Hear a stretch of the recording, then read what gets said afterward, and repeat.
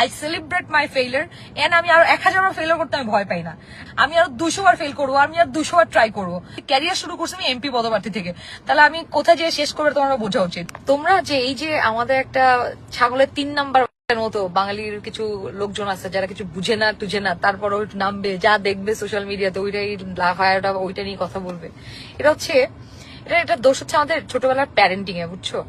সেটা হচ্ছে আমাদের বাঙালি প্যারেন্টসরা সাধারণত ছোটবেলায় শিখায় না how to accept your failure and how to celebrate your failure. এটা তো অনেক পরের বিষয়। অ্যাকসেপ্টেন্স ওরা এটাকে অ্যাকসেপ্টই করতে পারে না।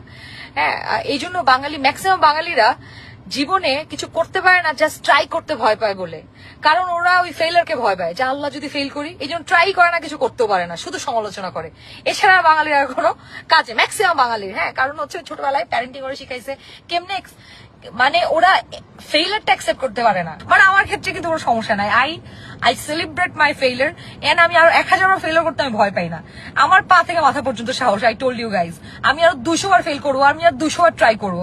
সো তোমরা যারা মনে করতেছো এটা নিয়ে ট্রল কইরা আমাদের চুপ করে বসে রাখতে পারবা, ভাই, ইউ টেক পাঙ্গা with wrong people again and again.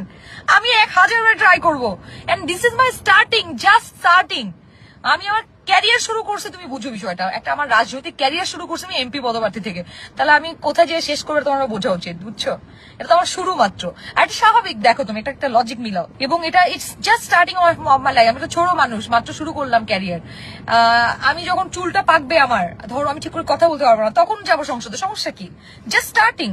Career কি 1-2 দিনের খেলা? মানে রাজনীতি তো আসলে 1-2 দিনের কোনো একটা গেম না, কিংবা 1-2 দিনের একটা প্রসেস না। ইটস লাইক এটা অনেক লেন্দি প্রসেস। আমার যা শুরু হইলো, so let me do it in my way. তোমরা আমার নিয়ে এত চিন্তা করো না ভাই, এত কষ্ট পাও না। I will do it in my way.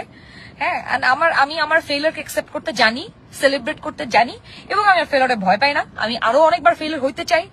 মানে পাগলের সুখ মনে মনে। ইকবাল হোসেন, হায় রে বলদ, এই বলদ যেটা লিখছে, মানে আমার হয়ে তুই কেন চা খাইতেছিস রে বলদ?